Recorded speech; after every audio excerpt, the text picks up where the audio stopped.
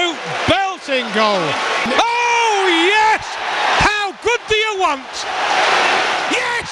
Whoa! What can you say? JP. Well, my name's John Moore and I'm the commentator up there on the Gantry for Grimsby Town, for the video crew, as we still call ourselves, I think. And what I do is I do the talking. Now, probably a lot of people out there just turn the sound down and watch the football. Why not? But I chatter on from start to finish, introducing the teams in the first place, town team, the away side, going through the match in the same way as anybody does it, on TV throughout, you're watching it on broadcast on TV back home. And we just rattle on and we do it. I do it, and the gang do it. We do it in a casual way. It's we love our football, and that's why we're here doing it. Because we love Grimsby Town, we want to be part of Grimsby Town, I suppose, and we get a fix out of it, in the same way as people get a fix out of a drink or whatever else. We like a drink, and I like my football as well, and I like Grimsby Town. So that's why myself and Martin and his lad, Sam now, has taken over more or less the camera duties, and Graham, our other right-hand man, who has done everything from commentating to driving to facts and figures and analysis. So it really is. I suppose we want to feel that we're giving a little bit back to the club because, we enjoy it, we like it, and it's good fun. I seem to recollect that Rowley said to me one night in the Hainton Inn, "Moro, you can do that." He couldn't make it. He was on his holidays. Benidorm, of course, was his favourite place, and he'll be missed out there. And he said, "You can do that, Moro." So I think the first game was at home against Wolves, and we won 5-1. And it really was 4 seasons in one day. It rained, it snowed, it was sunshine, it was windy, blowy. And then, not long after that, came the Everton away game when we won 1-0 with that Paul Wilkinson goal. And then things really sort of took off a little bit then. And we did an awful lot of away games. We used to enjoy doing the away games as well. It was good fun. There's the ball off. Green, still Green, turns with him, pushes on to the goal. Still going.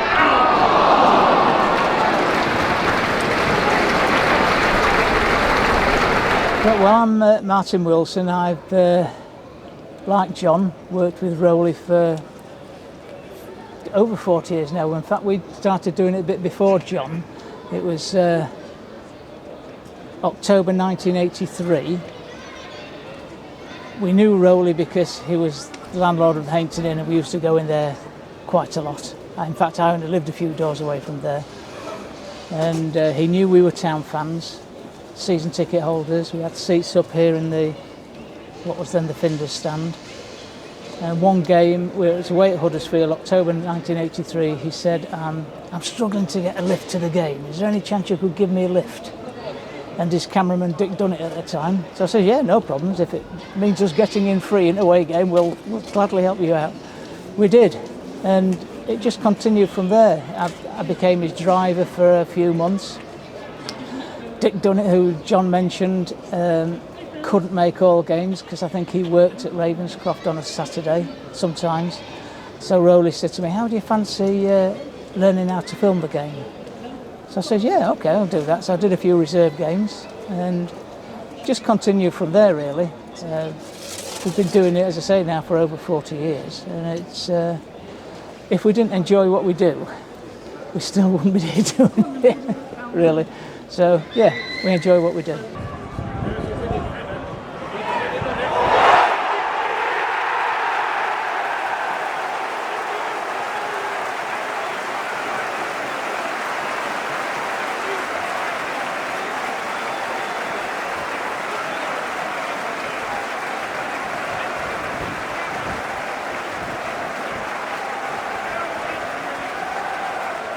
Knew where Isa was, Isa at distance. Oh! Whoa! You can't make that up! You won't see better at any level. Steady as you go. Yes! yes, yes, yes! Wilson goes alone. Oh, he's buried it! And doesn't he deserve it? Well, obviously we start with our camera, which we take a feed from. We then take that into a box, into here, where we can split the feed up to 6 ways. At the moment we only do that 3 without any loss of quality.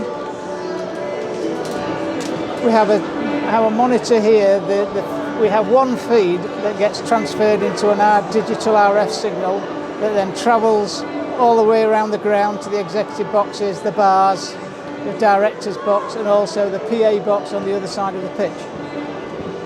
So this TV monitors that feed, so I know that if there's a picture on there, it should be going around the ground. We also take one feed into an editing box where I do the half-time and full-time highlights, which are then shown around the ground as well. The third feed goes into a digital recorder hard drive, where we can set that into what we call time slip, which is delayed picture effectively. That will come out on this screen here, so we can delay it by about 30 seconds, and while John is commentating on the game, if there's an incident, a goal, a foul or whatever, rather than guessing what he's just seen or thinking about what he's just seen, you can actually see it on this screen 30 seconds after it happened. Not only that, we can switch the feed around the grounds into the PA box to that feed when a goal is scored. Then the PA box can do a switch and make the goal then show on the big screen about 30 seconds after it's happened. Rowley was doing it for Dave Booth initially, so the manager had a copy of the game. And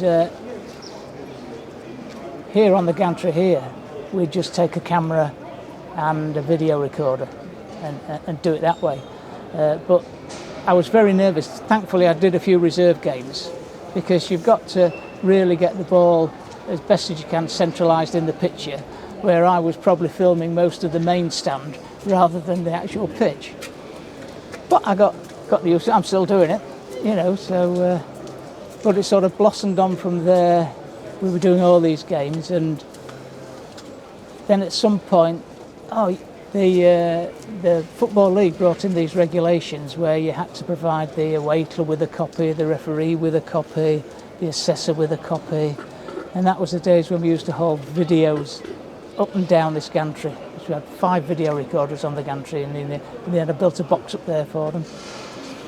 And following on from that, John Finch said, any chance you could get a feed down so the people in the boxes could see it?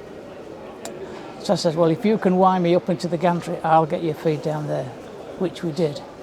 And then he said, what about goal replays and highlights at half time?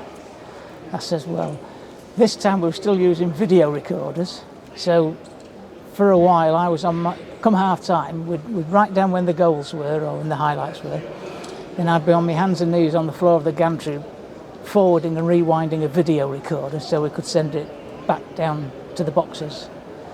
And then that expanded, can we get it to the bars? Well, I said, if you can wire it in, we'll get it. And following on from that, I got a little editing system similar to the one we use now, where I can produce several highlights within 5 minutes, and they can go round the ground at half time onto the scoreboard. And doing that, and as I say, we've had so many laughs.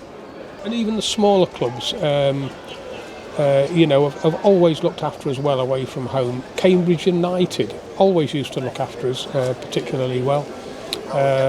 Bolton at the old ground, and even at the new ground, Bolton were, and all those in Lancashire direction. If you like your pies, which of course I do, it was fabulous just to go over there. But it was an experience,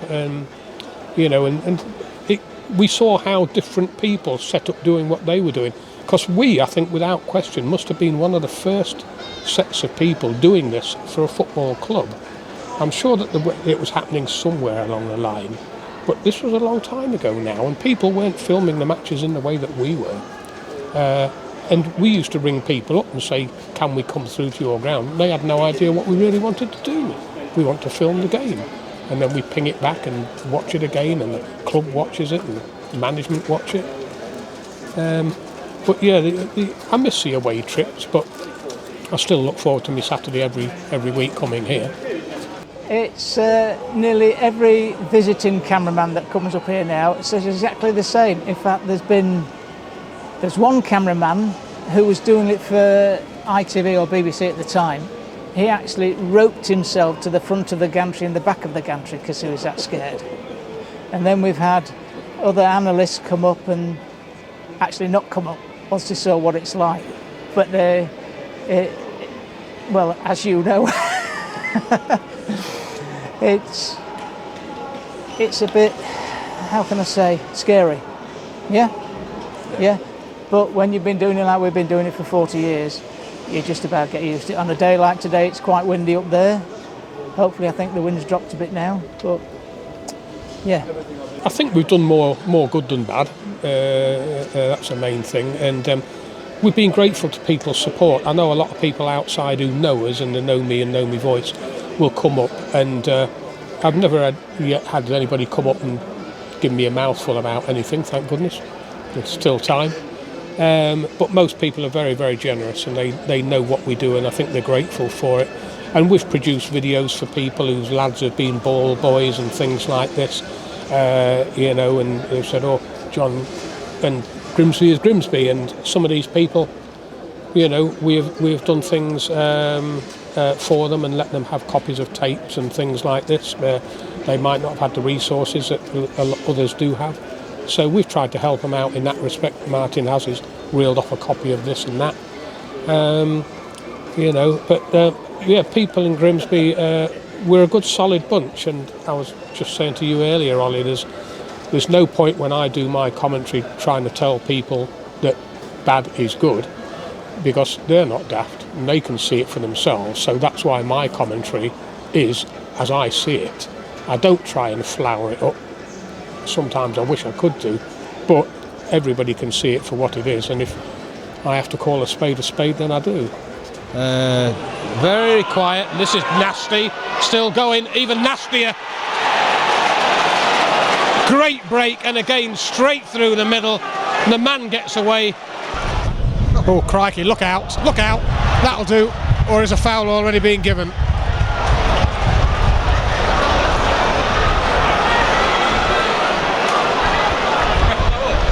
I don't know. Do you know, I don't know as he did. That's it. Oh, Linnell, oh, for goodness sake. Dreadful finish by Linnell. In it comes, that's a good ball. Straight at the keeper. Good cross. Got the header in. If he'd have misheaded it, he'd have probably scored.